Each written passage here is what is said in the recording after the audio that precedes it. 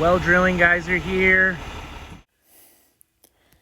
So I was thinking today I would try to do this video instead of just having a live feed. I'd talk through things so that I can explain what's going on. Probably some of you have seen this. I don't know. I've never seen this. I really wanted to be here for this. So I told the well drilling company that I absolutely did not want them to drill the well unless I was able to be present. And so this was a last minute thing. They gave me a call. I happened to be working down at the shop and I said, yeah, come on over. So I kind of rearranged my schedule. And this is their rig. They just got this not that long ago. Before this, they said their system was much more rudimentary than this one. So that's the drill bit. They've got their long extension poles, shaft extensions on the left-hand side of the truck, you can see there. Then in the middle of the truck, they have, I think, a chamber for 4 other shafts as well. And here they're setting up their drill rig.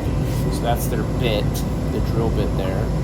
That's an 8-inch auger bit. I forget what the actual name is of the bit that they used, but it has a bunch of teeth. Each one is replaceable when it breaks.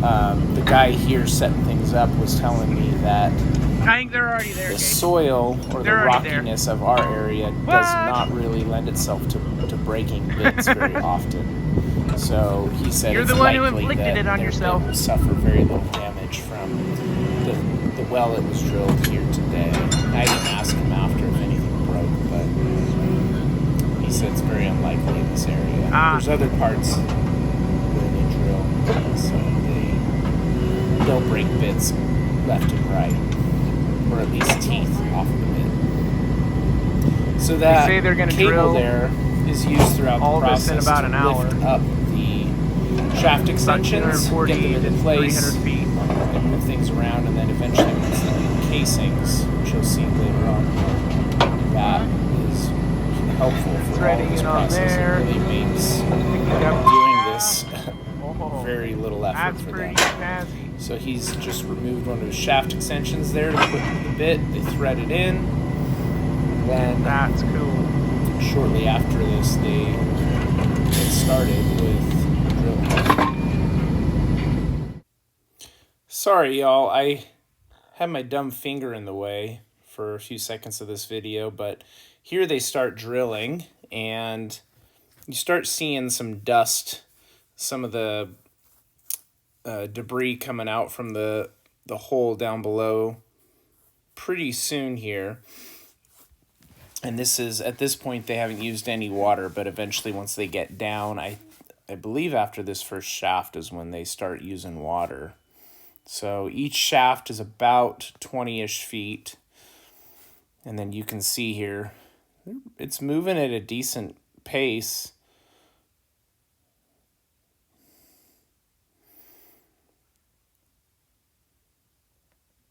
Different sections of the land of the ground go faster than others, so it's hard to say. Some of them just flies through it, and some of them goes a little bit slower. But overall, it was moving pretty fast. It drilled ultimately down 300 feet for this well. They stopped right at 300 feet exactly, and they drilled it all in, I don't know, 2 hours time.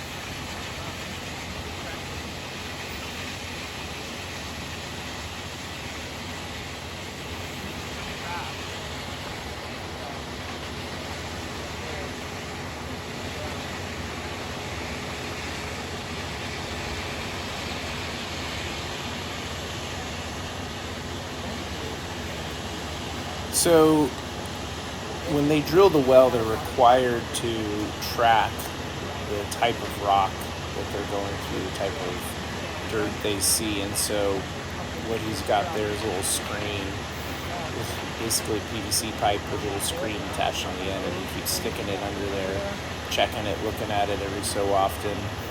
And I think he was documenting every 10 feet, maybe even more often than that, what type of rock material they were seeing. And then these guys are just kind of keeping the debris, the material moved out of the way. And ultimately, when water starts coming through here, they create a little trough. Also, you can see, I don't know if you can tell, but the color of the material of the excess there had changed.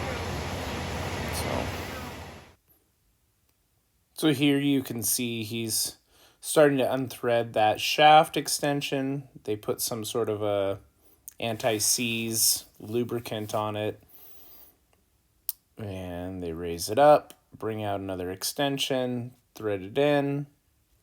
See it swinging around here.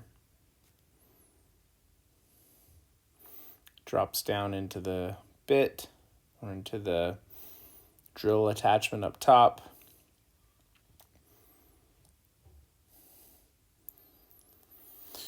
And then it goes down into the drill bit. Pretty straightforward, goes pretty quickly. It's a very quick process, definitely. And then you could see down at the bottom there where that bit was, I don't know if you noticed that, but there was a little arm or a little tool that reached out and grabbed around that shaft so that it couldn't drop down any further. If for some reason there was an opening, a cave, a hole, whatever below it, or if it was in the aquifer and there's a big open space, that would hold it in place. So that's what that's for.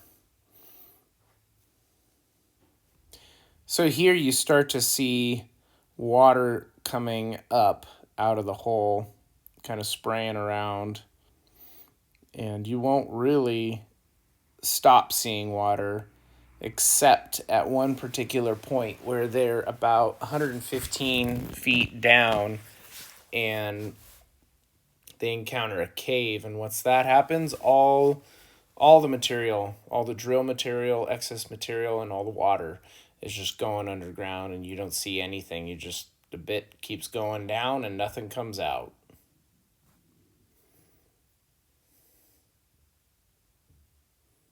You can see him checking his rocks. So they're at 100 feet right now. So I guess this is on to their 6th length of pipe or something around there. So it's moving fast. They say it's really soft rock up here, so it goes real fast. And he said there's drill bits. Take it like a jam. There's other areas of the rest of this around here. The rock up here, it's easy to know. Finger. So here's the casing that ends up being used for the well.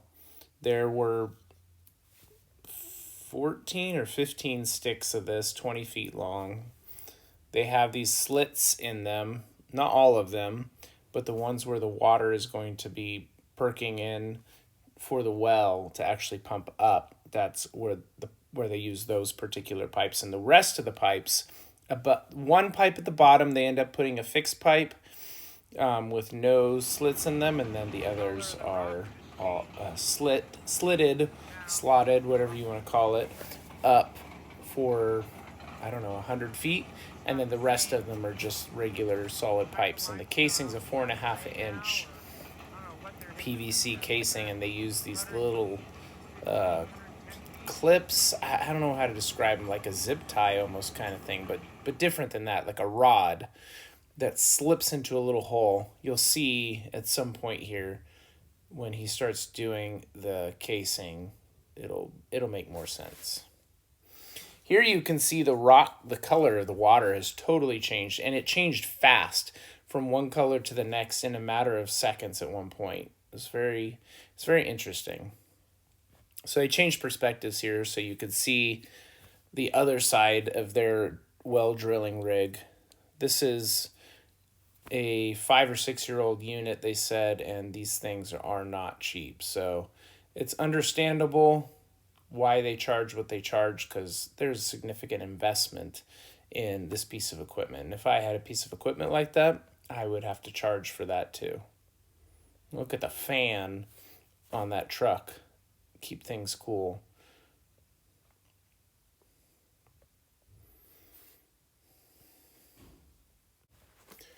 So it's interesting right here. You see that bit just really moving fast. This is not their first pass on this length of length of extension. They actually drill through, pull it back up, drill through again, and then pull it back up, then clamp it, pull it up, add an extension in. So they every 20 feet they're going down twice before they add another extension onto the bit. So they're close to 240 feet now, and they're looking for, I guess, the sand here. We start seeing that. I don't know if you think about the pipe length and stuff. I don't know totally, but he's thinking they're going to have to go to 280 based on the material he's seeing. Got quite a little river water going on here. They're at 260, I think. I believe this is 260 feet. They're starting on, or sorry, maybe 240. And by the time they're done with this pipe, it'll be about 260. Maybe it's 280.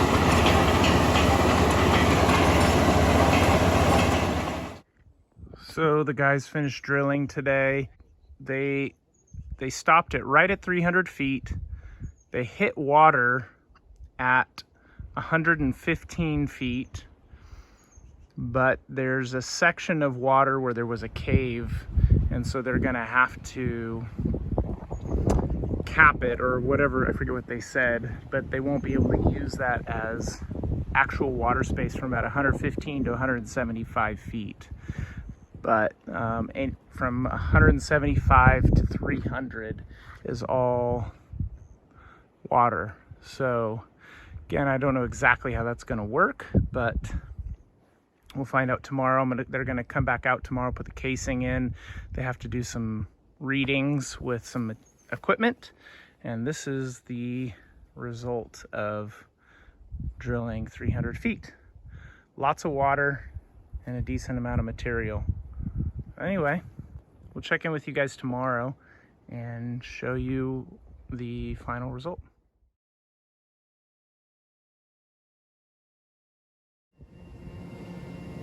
He's getting ready to put the casings down. So are those the pipes that will like bring up the water, like bring the water to our house? No, so this pipe is the casing that goes to the bottom of the hole, and then inside of this, they slip. Watch out, Owen, why don't you come over this way a little bit? Inside of this, they put a smaller diameter pipe that is pumping the water up, and they have a pump inside that casing. Huh.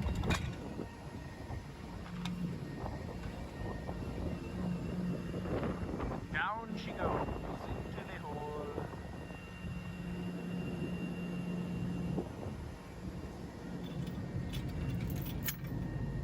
Ah, that's easy. Yeah, it's actually not a tough thing to do. It's just normally I have other people do this. Right. You have a second pair of hands, so you're doing one thing and somebody else is doing something else. Yeah. Getting But, I ready. mean, like I was saying earlier, I guess there's no reason to rush today. I don't know what else. What else you're doing, right?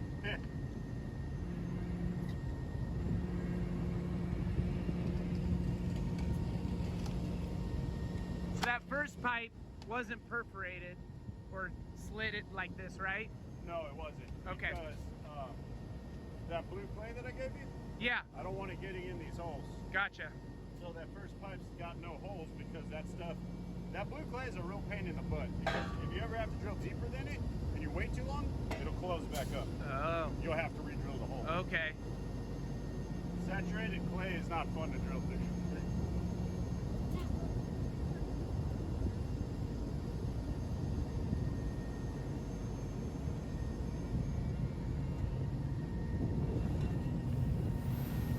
So right here, you're going to see him, with my finger in the way, he puts that little rod in, locks the two pipes together. They don't even clip that off or do anything. It just sits in there like that. He does that for every length of pipe that he adds onto this from here on out.